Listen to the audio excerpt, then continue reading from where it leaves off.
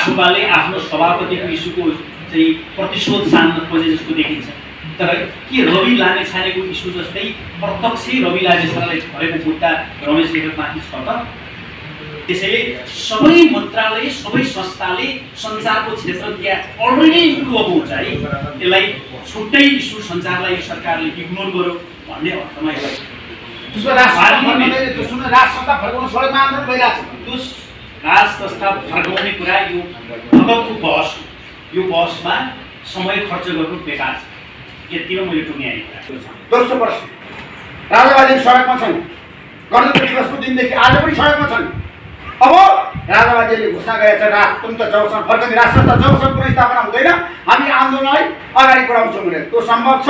दोस्रो प्रश्न। त्यसै गरी आर्थिक एजेन्डामा राजनीतिक दल आफैमा स्पष्ट गरिसकेका छन् सबैको एउटा साझा आर्थिक नीति, किनकि आजको सोसियो इकोनोमिक जुन एउटा अवस्था छ संघीय लोकतान्त्रिक गणतन्त्रको लागि लडेको सञ्चार जगत। तर आज सरकारले सञ्चार जगतलाई जसरी सहयोग र समर्थन गर्नुपर्छ त्यो गरेको छैन। तर पनि नेपाली सञ्चार जगत यस्तो एउटा शक्ति हो, आत्मनिर्भरताका साथ हामीले अगाडि बढ्न सक्छौँ।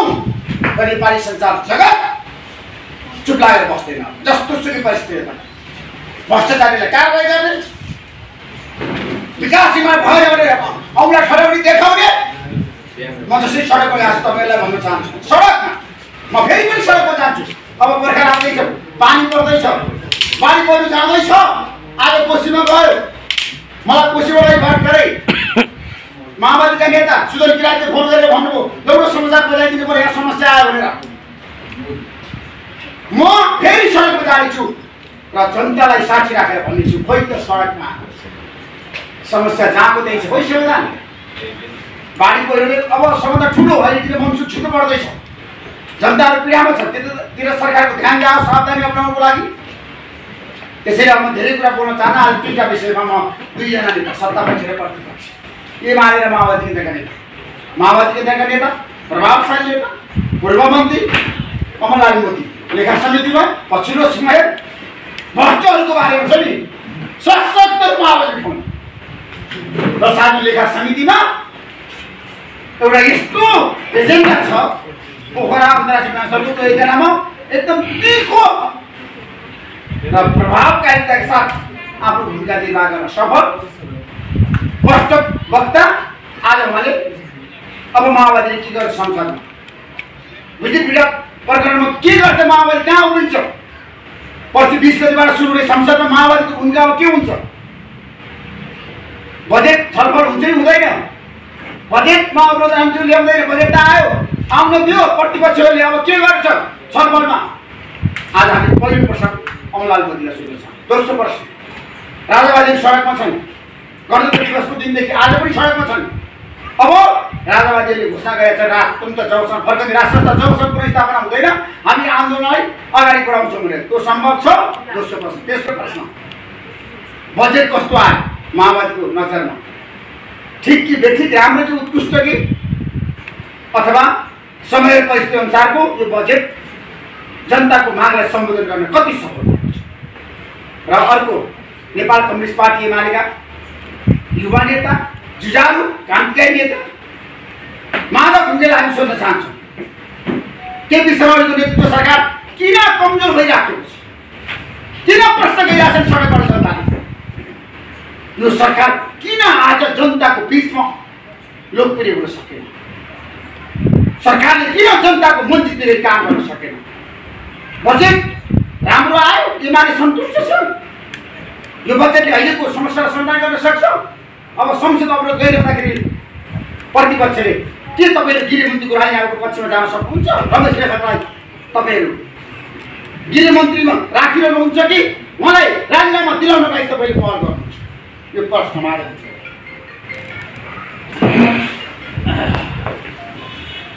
धन्यवाद।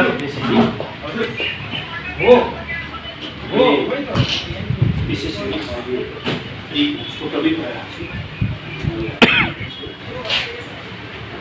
सबभन्दा पहिलो कुरा मैले इस्युको सन्दर्भमा मैले भइरहेको राजावादीको आन्दोलन निरर्थक अनावश्यक र यो फकतको बहसको विषयवस्तु बनाउने प्रयास गरिन्छ। वास्तवमा यो एउटा अहिलेको आधुनिक युगलाई नबुझेको अथवा यो यात्रा अगाडि बढ्ने यो समाजको रूपान्तरणको यात्रालाई नबुझेको अब राजतन्त्रहरू न फर्किन्छ न राजतन्त्र फर्किने बहसले कुनै साथबाट बनाउन सक्छ। त्यो बेकारको बकवास बहसको विषयवस्तु बनाउनु हुँदैन। म सादर अनुरोध गर्न चाहन्छु, राजावादीलाई ठिक छ, राजनीतिक दलहरू बहुदलमा राजावादी राजाको पक्षमा उभिनेहरूको पनि स्पेस छ, आफ्ना मतहरू राख्न पाइन्छ। यो सबैको साझा व्यवस्था हो। व्यक्ति मन परेन 5 वर्षमा फेर्न पाइन्छ, दल मन परेन 5 वर्षमा फेर्न पाइन्छ, जनताको बिचमा अपिल गर्न पाइन्छ, भोट माग्न पाइन्छ, जित्न पाइन्छ, सरकार चलाउन पाइन्छ, आफ्ना एजेन्डाहरू के प्रयोग गर्न पाइन्छ।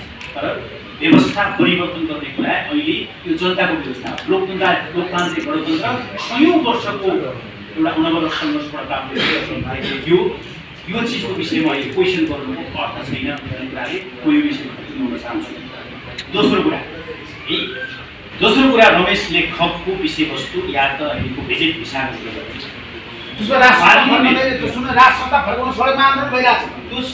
राज संस्था फर्काउने कुरा यो फकतको बहस हो। यो बहसमा समय खर्च गर्नु बेकार छ। यतिमा मैले टुङ्ग्याएँ कुरा। अब बजेट विषयको सन्दर्भमा कुरा मैले उल्लेख गर्छु। पार्लिमेन्ट आज डिस्टर्बेन्स छ। राष्ट्रपालले आफ्नो सभापतिको इस्युको चाहिँ प्रतिशोध सान्न खोजे जस्तो देखिन्छ। तर के रवि लामेछानेको इस्यु जस्तै प्रत्यक्ष रवि लामेछानेलाई भएको मुद्दा रमेश लेखकमाथि छ त? यदि रमेश लेखकको विषयवस्तु कर्मचारीसँग जोडिएको इस्यु छ, अर्को मान्छेसँग मुद्दा परेको छैन, उनलाई उनको विरुद्धमा मुद्दा परेको छैन, त्यो अवस्थामा उनलाई यदि त्यहाँबाट हटाउने हो भने यो ट्रेन पार्लिमेन्टभित्र सही हुन्छ कि हुँदैन एकपल्ट बहसको विषयवस्तु बनाऊ। मैले पर्सनली व्यक्तिगत रूपमा रमेश लेखक एउटा अनेस्ट इमान्दार मान्छेको रूपमा चिन्छु। भलै इन्भेस्टिगेसन कुनामा राखेर इन्भेस्टिगेसन गर्नु परेछ भने त कारबाहीको दायरामा पर्दा त निस्किनु पर्यो नि, अथवा उनको विषयमा प्रत्यक्ष मुद्दा परेको भए त त्यो एउटा मोरल प्रश्नको खडा भयो नि।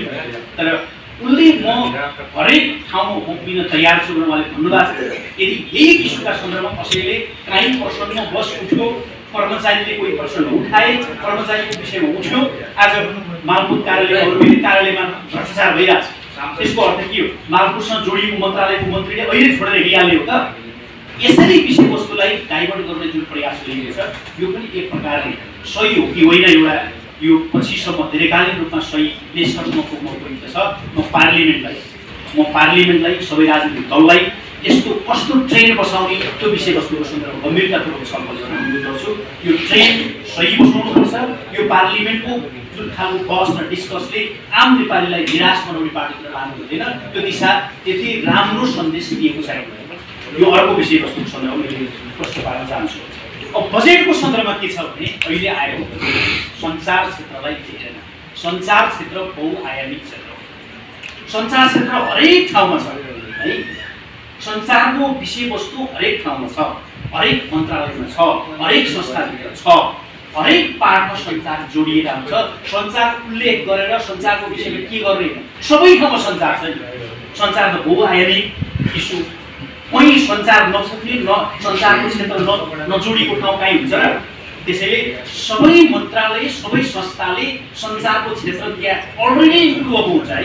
त्यसलाई छुट्टै इस्यु सञ्चारलाई सरकारले इग्नोर गर्यो भन्ने अर्थमा यसलाई हुन्न भन्ने कुरा म निवेदन गर्न चाहन्छु। अर्को विषय र अहिलेको बजेट स्वाभाविक छ, बजेटको विषयमा प्रतिपक्षले पनि कटु आलोचना गरेको मैले सुनेको छैन। इभन माओवादी, इभन राष्ट्रिय स्वतन्त्र पार्टी, अरू कुनै पार्टीले पनि यसमा कटु आलोचना गरेका छैन। मेजरली बजेट पहिलेको भन्दा केही पर्सेन्ट वृद्धि छ, तर त्यसको स्रोतको चुनौती छ। त्यो त हरेक पल छ, हरेक समय छ स्रोतको चुनौती। त्यो चुनौती बोकेरै बजेट प्रस्तुत गरिएको हो नि, त्यसको विश्वास जाहेर गरेरै त्यो गर्ने आँटका साथ गरिएको छ नि। तर यो चिजको सन्दर्भमा केही इम्प्लिमेन्टेसनका केही सवालहरू छन्। प्रशासनिक संयन्त्रको ढिला सुस्तीको आजको प्रब्लम हामीसँग छ। यसलाई सम्बोधन कसरी गर्ने सरकारसँग एउटा जोडिएको इस्यु छ।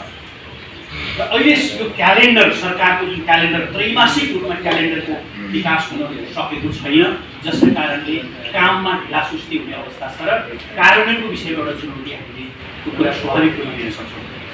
त्यसै गरी पूर्वाधार विकासमा गरिएको खर्च र गुणस्तरीयताको अनुगमन र मूल्याङ्कन गर्ने कानुनी रूपमा शक्तिशाली संयन्त्र छैन, जसका कारणले खर्च अनुरूपको विकास र समयानुकूल गुणस्तरीय हुन सकेको अवस्था छैन। यसलाई सरकारले गम्भीरतापूर्वक लिनुपर्छ। आर्थिक विकासका लागि पर्याप्त ऐन कानुन छैनन् र साथै भएकै कानुनलाई पनि समयानुकूल परिपालन गर्न सकिएको छैन, जसका कारणले आर्थिक मुद्दा प्राथमिकता गर्न सकेको छैन। त्यसै गरी आर्थिक एजेन्डामा राजनीतिक दल आफैमा स्पष्ट हुन सकेका छैनन्। सबैको एउटा साझा आर्थिक नीति, किनकि आजको सोसियो इकोनोमिक जुन एउटा अवस्था छ त्यो विषयवस्तुका सन्दर्भमा राजनीतिक दलहरूले साझा अवधारणा जुन गतिशीलता विकासको उत्पादनको एउटा चाहिँ साझा अवधारणा बनाउन सक्नु पर्थ्यो, त्यो बन्न सकेको छैन। प्रधानमन्त्री अब यसलाई के गर्न सकिन्छ त? प्रधानमन्त्री कार्यालय माता गर्ने गरी शक्तिशाली राष्ट्रिय आर्थिक विकास आयोग गठन गरेर सो चाहिँ मुताबिक राखेर यसलाई एउटा नयाँ ढङ्गले लान सकिन्छ। अर्थ मन्त्रालय माता रहने गरी आर्थिक मामिला व्यवस्थापन विभाग गठन गर्न सकिन्छ र यस्ता इस्युहरूबाट अहिले भइरहेका जे ढिलासुस्तीका कुराहरू छन् त्यसलाई व्यवस्थित गर्न सकिन्छ र एउटा नयाँ आयाममा पुग्न सकिन्छ। त्यसको चुनौतीलाई सरकारले इम्प्लिमेन्टेसनका क्षेत्रमा आफ्नो गम्भीर चुनौती महसुस गरेर आफूलाई त्यो अनुकूल ढाल्नका लागि प्रयास गर्नु जरुरी छ। त्यसो भयो भने पक्कै रिजल्ट निकाल्न सकिन्छ भन्ने आशा गर्न चाहन्छु। र अब अलिकति निराशाको कुरा छ, अलिअलि फोनको कुरा, आम रूपमा निराशा। लोकप्रियताको कुरा छ। लोकप्रियता जाँच कहिले गर्ने? 5 वर्षमा निर्वाचन हुन्छ, निर्वाचनमा जाँच गरेर लोकप्रिय दल बनेको होइन हाम्रो पार्टी। 3टा पार्टी, कम्युनिस्ट पार्टी, देखिएको कम्युनिस्ट पार्टी 3टा ठाउँमा फुट्दाखेरि एमाले लोकप्रिय दल घोषणा भएको होइन। 584 आउँदैछ त, कसैलाई देखाउन मन छ एमाले कमजोर भएको देखाउन मन छ भने 84 को निर्वाचन आयो भने किन बेकारको यो 5 जना 10 जना 100 जना 50 जनाका फेक आइडी बनाएर सामाजिक सञ्जालमा त्यसको ट्रोल नपाएर अलोकप्रिय भनेर साबित गर्न खोजेर हुन्छ? अलोकप्रिय र लोकप्रियताको जाँच 84 को निर्वाचनमा हामी त्यो कसैमा उभिन तयार छौँ। धन्यवाद।